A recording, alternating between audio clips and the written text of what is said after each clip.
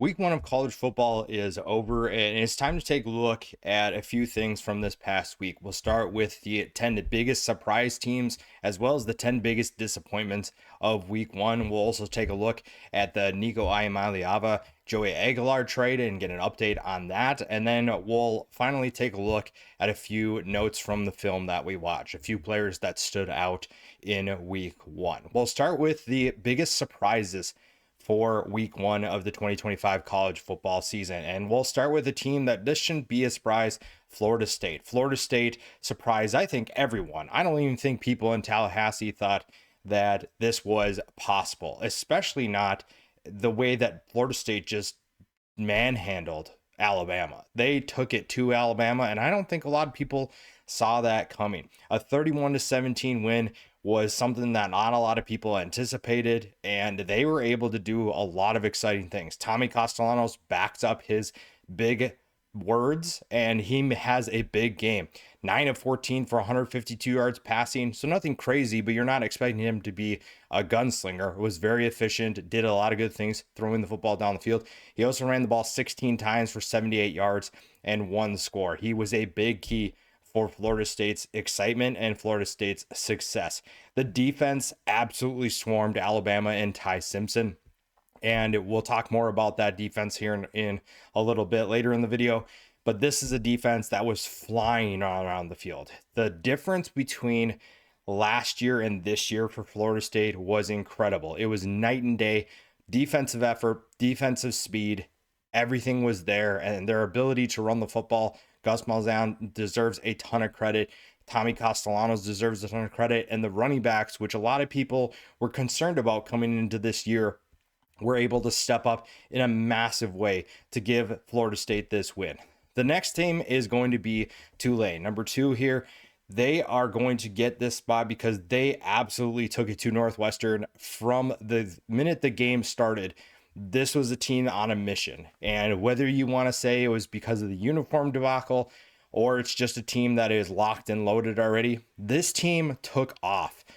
They were almost looking like they were in midseason form, especially defensively. The first play of the game, they sacked Preston Stone, caused a fumble, didn't recover it, but 2 plays later, they get their first interception of the game. They forced 5 total turnovers and 4 interceptions on Preston Stone, made his life miserable. This, like I said, this is the team that was flying around the field. And the reason why that's so impressive and why this was a big surprise is this roster took a ton of hits from the transfer portal. They saw a number of guys go to the NFL draft. They lost a ton of talent to the transfer portal, including their starting quarterback. And it was a group that looked like they had played together for years. They were making great calls. They were doing all sorts of different things defensively that confused Northwestern's offense. They played like a team that had been together forever, and they had played with a ton of energy. Now, some of that could have been the doubt that people had. It could have been part of the honoring the victims of Hurricane Katrina. They wanted to play for their fans. There were a lot of things that could have been a part of that, but I think the discipline and the execution were the things that stood out the most. This was a group that shouldn't have played the way that they did, and they played incredible. You also look at the offense. Jake Retzlaff wins the starting spot at quarterback, and he had an explosive game. 18 of 31 for 152 yards and 1 touchdown. Maybe not anything crazy there, but he ran the ball 10 times for 113 yards. His big touchdown run was an explosive play that Tulane needed to break open the game. And I think the offense looks like it has some nice pieces at wide receiver. They were also playing with a ton of energy. And this was a massive surprise for me. I mean, not that I didn't think they could beat Northwestern. I picked them to beat Northwestern. But the way that they just dominated this game was so incredible. And I'm surprised that they were able to do that. Sticking in this conference, though, Rice was maybe the biggest surprise of the group of 5 in terms of nobody expected anything from them. They're playing a Louisiana team that won 10 football games last year and had a ton of returning talent. They're running a unique offense, and they win 14-12. I don't think anybody anticipated that happening. You had a quarterback battle coming into this game. Chase Jenkins looked okay, but you didn't need him to be incredible. You didn't need him to do a ton of really good things for you to win this football game. You just needed him to be efficient and make the right reads. The rushing attack looked really good. The defense was swarming. And again, this was a road trip for this Rice team, and they were able to pull out a 2-point win. That speaks to what this coaching staff is able to do. That speaks to what this team had prepared for coming into the season. And you feel really good about what this team looks like going forward. Going out west, a lot of people didn't really watch this one, but Cal beat Oregon State. And I thought that this was a possibility. I think a lot of people were overlooking Cal because of the transfer portal departures, but this team found a way. They won 34-15, and we'll talk more about the quarterback here in a little bit, but this was a team that had the talent to be able to make life miserable for Oregon State. I think that they had the ability to make big plays, and I think that they delivered in a big way. They found great ways to make explosive plays. The defense was flying around the field, making life miserable for Malik Murphy, and this is going to be a tough team. I don't know if they're going to be a good team, but a 34-15 win to start the year says a lot about where this program can go in 2025. Auburn was a team that came into the year with high expectations, high pressure. There was a lot riding on this first game, and Jackson Arnold delivered. Didn't have his best game by any means, but he delivered in a way that they needed him to. 11-17 for 108 yards. He also ran the ball 16 times for 137 yards and 2 touchdowns. Damari Alston and Jeremiah Cobb deserve a lot of credit as well. All three of their top 3 rushers rushed 16 times. Very efficient when they ran the football. They were very physical, and they took it to a Baylor team that was supposed to have some pretty good talent up front, and they were very physical on their way to a 38-24 win. I think a lot of people were excited about what they saw offensively, maybe some concerns on the defensive side of the ball, though the defensive line looked like it was pretty disruptive. This is a team that got off to a good start, and some people expected that. A lot of people liked Baylor in this game. They were at home. They thought that the Baylor Bears were going to have an offense that was explosive, and it was, but Auburn was able to kind of surprise us in a way. They were able to see Jackson Arnold live up to his 5-star, well, maybe not live up to, but at least play closer to his 5-star rating compared to what he did at Oklahoma. That's something really exciting if you're an Auburn fan, because this is a team that needed Jackson Arnold to be good. And then the crazy part about this is that the wide receivers that came into this year for this team were so hyped up, and they didn't really play a huge role. The rushing attack is really what played a huge role in this game, and that's something to keep an eye on. Is that going to develop? Because there's plenty of talent at wide receiver. You brought in Eric Singleton, you have Cam Coleman, Malcolm Simmons, Perry Thompson, Horatio Fields. You have a good group of wide receivers, and Jackson Arnold at some point is going to figure out how to get them the football more, and that's going to balance the offense even better. We saw a group of 5 stunner to kind of start our weekend. USF absolutely dominated Boise State, and part of that had to do with the turnovers, but that's part of the game. Boise State did not take care of the football. They did not tackle very well, and Byron Brown got back to his former self. When you look at what he did 2 years ago, that's the type of Byron Brown play that USF needed, and we saw that. We saw him make some really exciting throws. His wide receivers made some big plays, but he also made plays with his legs. The number of runs that he produced where he would run over Boise State defenders was incredible. And at 225 pounds, he's kind of built for that. He has the ability to take some of those hits. He has the ability to break off some of those runs and break tackles. So if you're a USF fan, obviously you're not thrilled that your quarterback is lowering his shoulder, but if there's someone that's going to be able to take it, it's Byron Brown. 225 pounds, he's built. He's pretty solid. You'd obviously like to see him take less hits, but that's not really how he's wired. It's hard because of what happened last year. He missed the year, most of the year, with an injury. So you kind of go back to that when you have your concerns. But Byron Brown is electric when he's playing like this. And if USF can play like this in the next 2 games, you feel pretty good about their ability to just at least hang around. Now, can they beat Florida and Miami? Those are big questions that we'll have to find out.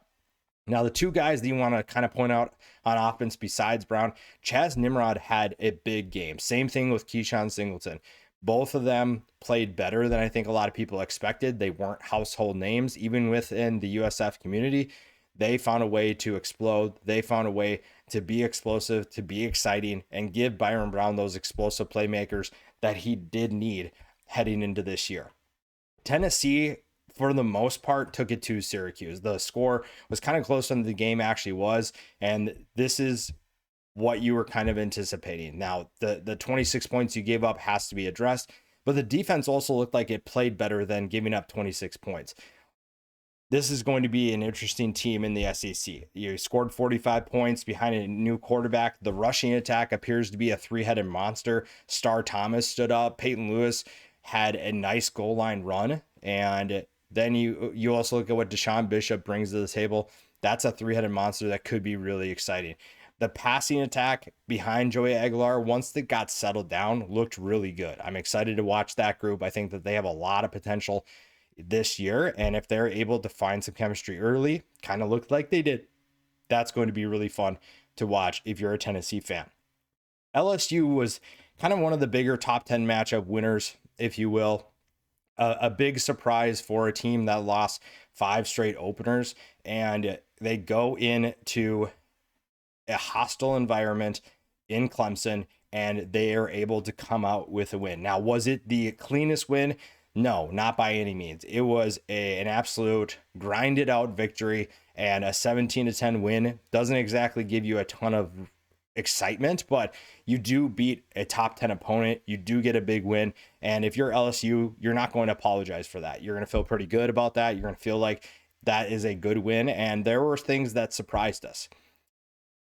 Part of it was the tight ends involvement in this offense. We had been talking about all offseason about the wide receivers. We were talking about Aaron Anderson, Chris Hilton, Nick Anderson, Barry Brown.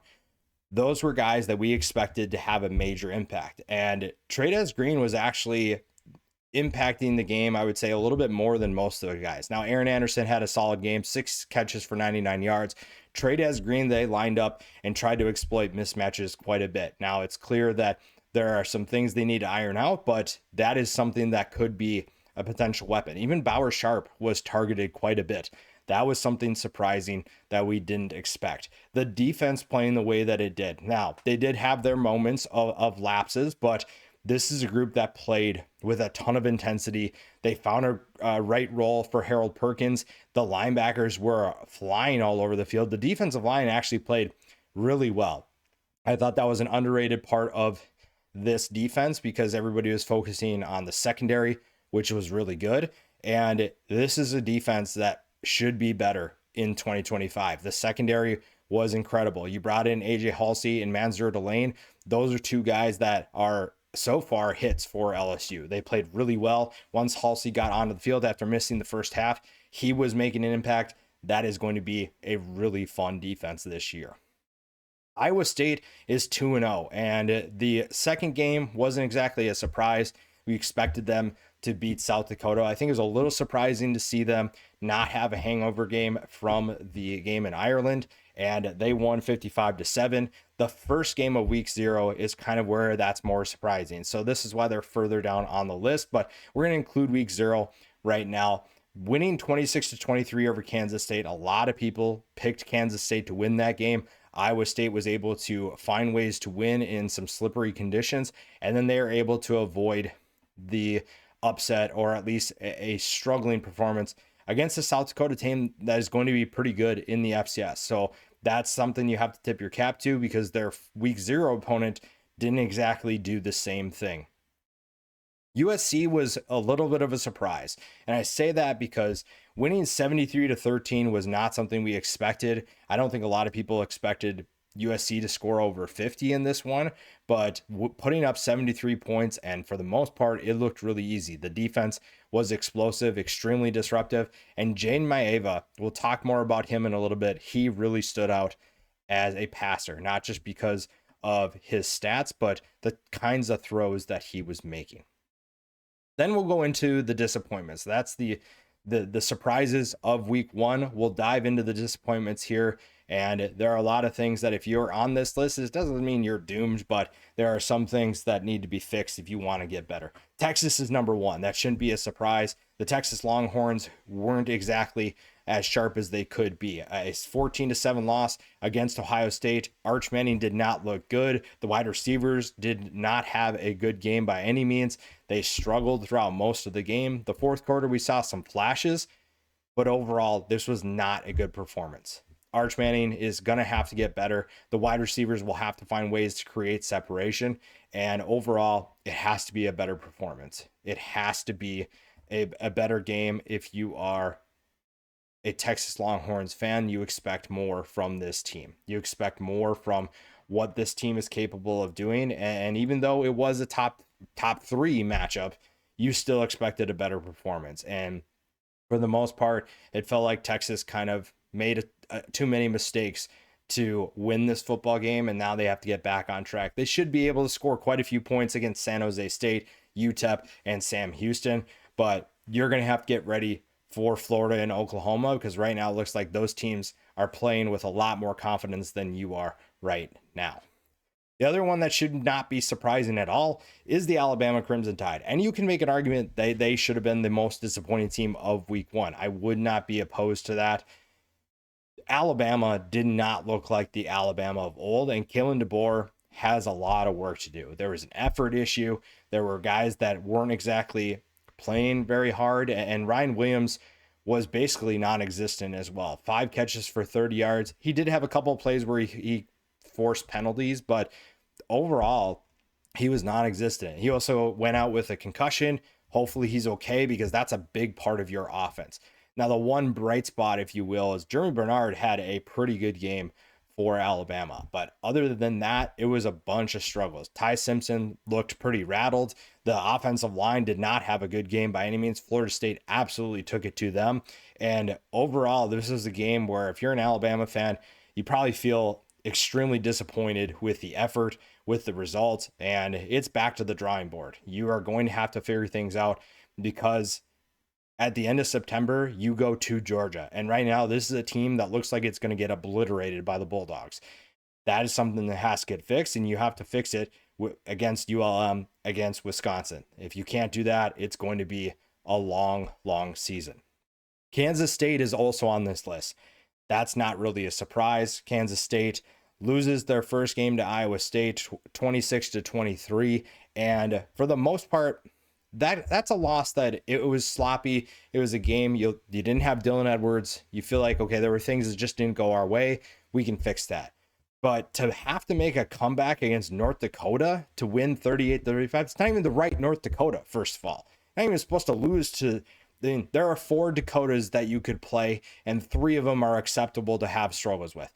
NDSU just won the FCS National Championship. South Dakota State has been a powerhouse in the FCS for a while. South Dakota, we just talked about. That's a good team. North Dakota went, I believe, 5-7 last year. That is not a team you need to struggle with. It's one thing to struggle with Iowa State. It's a whole nother thing to struggle with North Dakota. And I know that people are going to say, oh, well, they had a tough travel schedule, and I get that, but there are levels to this, and Kansas State should be on a different level than North Dakota. And then, by the way, you do have to play Army next. That is another challenge. Now, Army just lost to Tarleton State, but that's a game that could provide a ton of challenges. That is a game that is going to be difficult, because you have to stop a triple option attack, and right now it looks like this Kansas State team is kind of reeling to try and figure out who they're actually going to be in 2025.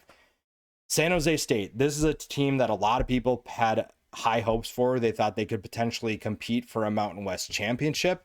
And while that's not out of the question yet, it's not off to a good start. Now, maybe Central Michigan is better. That was a surprise. You could put them in the surprising category. They are on my list, just didn't make the top 10. But this was a big disappointment. I thought that San Jose State looked flat. They had some explosive plays. I think that the passing attack should be just fine, but this defense looked pretty good as well. It's just that you weren't able to put enough points up on the board. Now, Walker Egat had 2 interceptions. That didn't help by any means. But overall, a very disappointing way to start your season if you're San Jose State. That is not the type of start you need if you're trying to make a run. And for a team that, especially in a Mountain West that appears to be really wide open, San Jose State didn't exactly build any confidence in that one. We talked about this team before, and I think that it's a disappointing loss for Clemson for sure. Losing to LSU 17-10 is disappointing, but I think it's that we talked about Cade Klubnik in the offseason, and a lot of people were really high on Cade Klubnik. They thought he was going to be a really good player, and he still might be. The problem is that he looked rough, and there are a few things to it. Cade Klubnik did not have his best game. We can agree on that. There are other things that didn't help. His wide receivers were one without Antonio Williams. They didn't get much separation against LSU's DBs, which had a great game. The offensive line was struggling to block LSU's defense, and there was no rushing attack to help. Adam Randall was the leading rusher for Clemson with 16 yards. There was no balance to this offense. Cade Klubnik, a lot of times when he was trying to make clutch plays, was running for his life, and it was overall a poor performance offensively. Now, the defense had a solid game. I think that they played pretty well, and there were some things that maybe they needed to tweak, but it was your first game under Tom Allen. You had a good group. It's going to be a good group this year. You just ran into an LSU team that had your number on the other side of the ball. But if you're Clemson, this is why they're lower on this list. It is a disappointing loss. They are a disappointing team right now, but there are definitely things that are fixable. Cade Klubnik has to be part of that. If he doesn't fix what he's doing, this could be a long season and a disappointing year if they're not careful. Army is also on this list, and we talked about them. Losing to Tarleton State, not acceptable. This is a program that has reached a level where you can almost just expect 8, 9, 10 win seasons. And this is a tough one to stomach. Now, I do understand that you're entering a new era at quarterback. Dwayne Coleman, overall, I think did okay. You threw 2 interceptions. That's not great. Because if you're only going to throw the ball 12 times, which still seems like a lot, you can't throw 2 picks. You can't have that. You can't have that. It's just not going to go well. And the defense also didn't do its part either. I think that they let up too many explosive plays, too many key moments where they were able to get stops and didn't. And Tarleton State hung around long enough, and then they just executed more than Army. Disappointing for sure, especially for a team that won the conference. Not that anybody was expecting them to win the conference again, but you do have to find some things to get better. You have to find some things that you can improve upon, and you have Kansas State coming up next. That's going to be a tough one, even with Kansas State kind of struggling right now. Sticking in that conference, Army wasn't the only disappointing team in the American. UAB, what are we doing here, Trent Dilfer? This was just atrocious. To be able to win against Alabama State, you shouldn't have to make a comeback. You shouldn't give up 514 yards of total offense.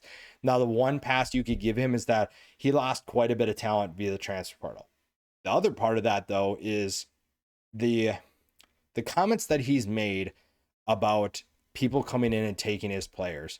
It makes it seem like he has this, like, well, nobody can touch what we're doing. Nobody better mess with our program. And people just did that, and he's done kind of nothing to show that UAB is a resilient group. And struggling against Alabama State does not set you up for success, because when you're looking at winnable games, Alabama State, you found a way to win. Great. Congratulations. But you don't have a ton of other winnable games.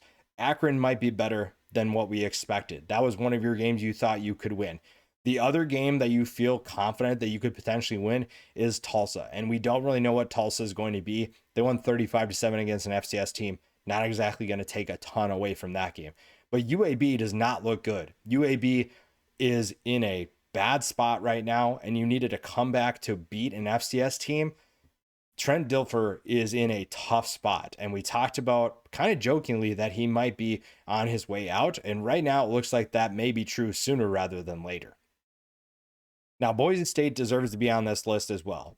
Boise State did not play to the level that it's capable of playing. They did not do a lot of good things. They did not have a ton of success. Early in the game, I thought they looked like they were pretty dialed in. They had a good game plan, and then the mental mistakes, the penalties, the turnovers, the lack of ball security overall was a concern. And it was a game that just got away from them. 34-7. I don't think Boise State's as bad as the game, the final score says, really, but This is a team that's not in a good spot. They're just not. You were in the college football playoff last year, and you can maybe say, well, this is the kind of impact that Ashton Genty had on this program, and that's fine. But one guy can't define your program. And when you look at 2 years ago, Spencer Danielson taking over for Andy Avalos was supposed to be the fix, right? And last year we saw some really good things, and a lot of people gave Spencer Daniel credit, and he deserves it. He was a good coach when they needed him to be. This is the year where now that you don't have a superstar on your team, how are you going to respond? Now you do lose quite a bit on defense as well, but the tackling is a problem. The tackling was not friendly. And it wasn't like they were trying to make form tackles. We had DBs laying out linebackers with their shoulder because they didn't want to use good form. We had, granted, Byron Brown's 225 pounds, but we had DBs trying to go high on him. We had guys that just weren't making good plays. They were not making smart decisions, and USF didn't apologize for that. They found ways to be explosive, and they took advantage of Boise State's mental miscues. That's going to be something they have to fix. They have to address. And Boise State's in a better position than a lot of programs, but that was just unacceptable. And a program that they're in a better spot then, and a team that they're familiar with in the past is UCF. UCF just, we knew it was going to be a tough start, but struggling to pull away from Jacksonville State isn't exactly a great way to do things. Now, the one thing was, how do you name Cam Fancher the starter? I think that part of it's hard because you want to go with what you see in practice. And I want to know what they saw in practice, because clearly it was enough to give him the starting job. Cam Fancher is not the answer. And anybody that watched him at FAU could have told you that.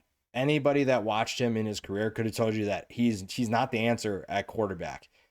So it's not a surprise that Taven Jackson takes over. And I think the alarming thing is that they pick Cam Fancher. It didn't work out. They go to Taven Jackson, and Taven Jackson does this: 17 to 24 for 282 yards and 2 touchdowns. That is kind of mind-boggling that you would have picked someone besides Jackson to have that. And maybe there's still a quarterback competition, but they need to figure something out, because beating Jacksonville State, a team that lost a ton and is going under a new coaching staff, is not an acceptable way to start your year if you're UCF. UCLA, kind of in the same boat. This is a program that we thought was going to play better in 2025. 2024, the second half of the season, they did look better. They looked like they were going to be a competitive team, and they still might be this year, but Utah absolutely took it to them. The Utah Utes are going to be a fun team in the Big 12 once again. It appears that they have the right guy at quarterback, but I don't think a lot of people expected this UCLA team to struggle as much as they did. They did not look good. The offense didn't have any answers. The defense couldn't stop Utah's offense. And that's really frustrating if you're a Bruins fan. That's not exactly what you were hoping for when you brought in Nico Iamaleava. It's not what you were hoping for with Deshaun Foster. And the excitement that you have for this team is kind of going in a different direction. It's going into a place where you're not as excited as you were heading into the year, and that could be a problem. That's going to be something that has to be addressed, and it's not an ideal way to start your season. Then that leads us to the trade, the Nico Iamaleava-Joey Aguilar trade, right? Joey Aguilar transfers from App State to UCLA. Feels like he has the starting spot locked up. They bring Nico in, and he essentially takes over the starting job. That puts Joey Aguilar back in the transfer portal, and all of a sudden we have a comparison. We have a trade, if you will. It goes to Tennessee. They essentially flip quarterbacks, and this is something that people are going to talk about, so why not talk about it? And it's not necessarily a fair comparison for either of them, but it is something that's going to be discussed. Tennessee is in a better spot than UCLA, so there is some context that has to be provided. And I think that's part of it, though, right? Nico says that this is a better spot for him for his development. They run a better system, if you will. The offense is better for him for his future goals. And then you have the results that you have. Now, part of the context, too, is that Tennessee's playing Syracuse, a team that's going through a transition. UCLA is playing the aforementioned Utah Utes, who are supposed to be a competitor for the Big 12 championship. Joey Aguilar, 16 of 28 for 247 yards, 3 touchdowns, 0 interceptions, compared to Nico's 11 of 22 for 136, 1-1. Rushing, Joey Aguilar goes 6 rushes for 34 yards, 5.7 yards per carry. Nico, 13 carries for 47 yards, 3.6 yards per carry. Tennessee wins 45-26. UCLA loses 43-10. Total offense, the Vols put up 495 yards total offense. UCLA 220. Again, part of that is the opponent, but also this is what I don't want to say Nico asked for this, but Nico's people put him in this position where everybody's going to compare. Everybody is going to put you in this spot. And unfortunately, this is where you're at. You have to perform. You put yourself in this position. And if you don't want to say, oh, well, if you want to say, oh, well, it wasn't me, it was my people, then stand up to your people. Stand up to your people and make an actual smart decision. Because right now, it looks like you made a terrible choice. It looks like you made the wrong decision. And it's fine if you think Tennessee's offense isn't going to be the best for you in terms of your NFL future. I can see the argument. However, you chose to, part of it is you kind of handcuffed yourself with what you could say, right? Everybody thinks, oh, it was the money, and now you're trying to make excuses. Now you're trying to say, oh, well, it's going to a better offense. I've always wanted to come back home. And all of that might be true, but the casual college football fan isn't buying it. Nobody's buying that story. And now you're compared to a guy who you're more talented than, but he might be in a better position. And when Joey Aguilar went to Tennessee, I did think that he was in a better spot. I thought that he was going to be more successful because there's more talent around him. It's a program that's more put together. And even though you're facing tougher competition, you're still in a better spot. I also thought Joey Aguilar is a good fit for this system. I thought that what he likes to do, some of the throws that he can make and his skill set fit what Tennessee wants to do offensively. I think that he fits Josh Heupel's system well, and he's going to have a fun season. I think he's going to be exciting, and it'll be interesting to see what he can do against SEC competition. He did have some throws that obviously you need to see some refinement, or maybe he just needs to not be put in those positions, but he did make some nice throws. And you have to wonder, Nico probably could have made those throws as well. And some of the throws that Aguilar missed, I bet you Nico can make those throws. The problem is that you're throwing to inferior wide receivers, you're with inferior running backs, and it's just not a good situation.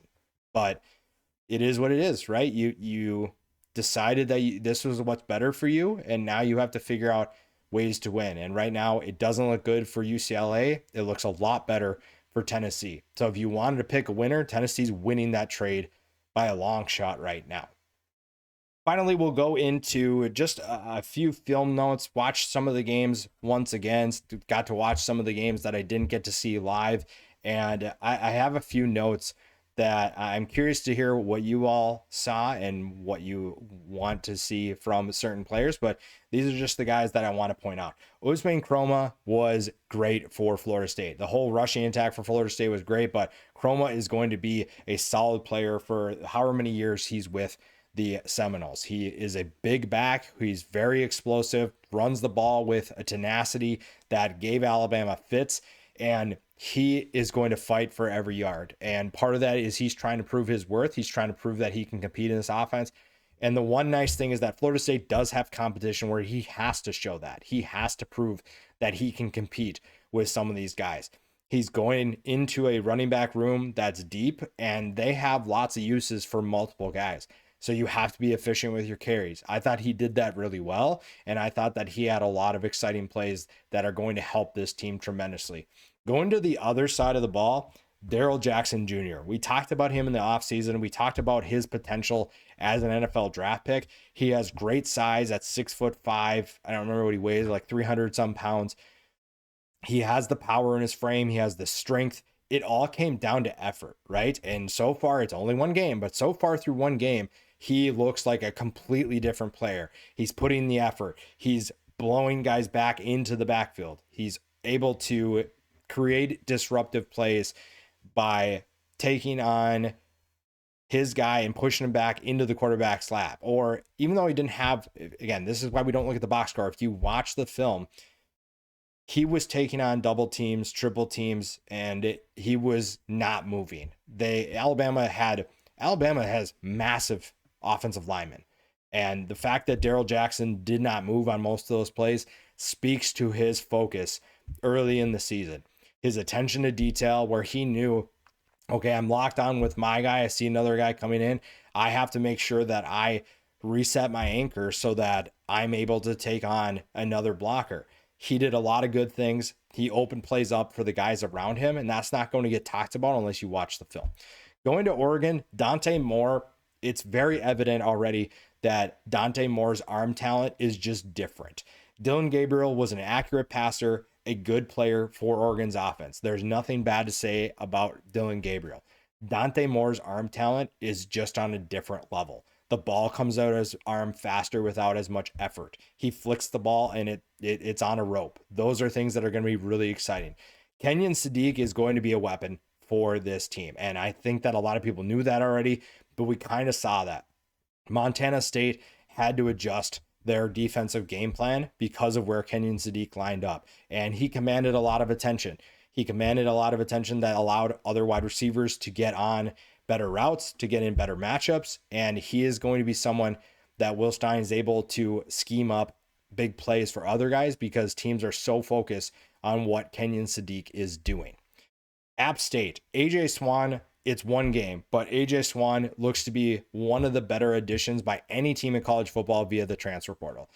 The game was close early on, but it wasn't because Swan was struggling. You look at what he did against Charlotte, he looked confident. He looked comfortable, and this is a new system for him. So to play the way he did, and granted, Charlotte's not great, but he looked good right out the bat. And if App State is going to get to the top of the Sun Belt, he is going to be a big reason why I'm excited what he brings to the table.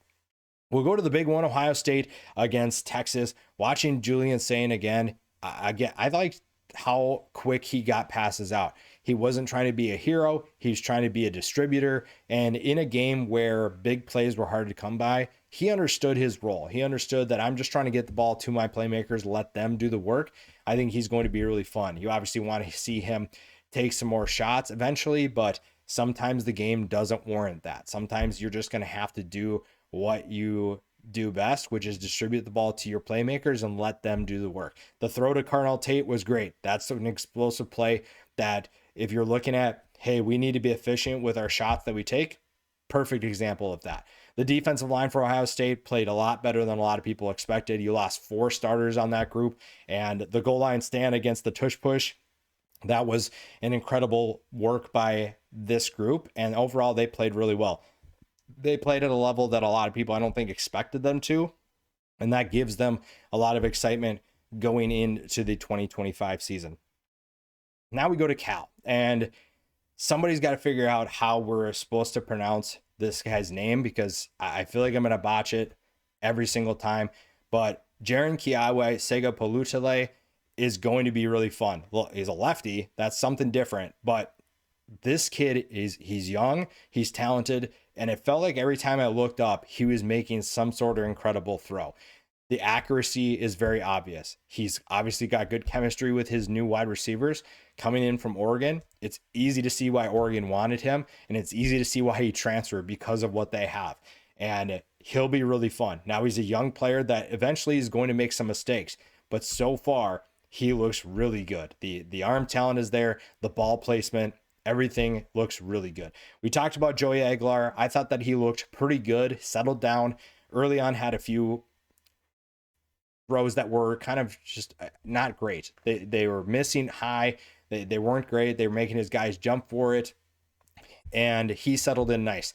I thought the throw to Braylon Staley was really nice. The deep ball, that's something that I thought he could do. I talked about that in the offseason. I thought Joey Aguilar could be a really good fit in this offense, and he showed that. The rushing attack, we talked about that. very good group. Peyton Lewis, his goal line run, if you haven't looked at that yet, just drives his feet, lowers the shoulder, absolutely runs through a guy on the 2-yard line and gets into the end zone. That's just one play, but it's something that I thought was really fun to see, a potential goal line option for the Volunteers. And we talked about Jane Maeva before. Jane Maeva for USC. We all had questions about what is that going to look like. Lincoln Riley didn't go out and get a transfer portal quarterback, so a lot of the pressure was on Jane Maeva. Maybe they have someone that's going to replace him, but they thought that they had the right guy in Maeva, and we saw some good things from him. Granted, it's Missouri State. It wasn't like USC was putting a lot of chips into this game if this is going to determine everything, but Jane Maeva did make some nice throws, and it wasn't like he was just making a ton of simple throws. He made some intermediate throws, some deep shots that looked really good, showed the confidence, and it showed why Lincoln Riley is not going out to get a quarterback. He has trust in his guy, and it's going to be fun to see what USC can do. I think they could surprise some people this year, and Jay Maeva is a big reason why, if they're able to do that. Overall, a very fun weekend, a very fun group of games to watch, and it was overall very impressive, a very fun weekend, and it's going to be fun to see what we see from certain teams and how things play out. As always, subscribe to the channel, make sure you like the video, share the video, and we'll see you in the next one.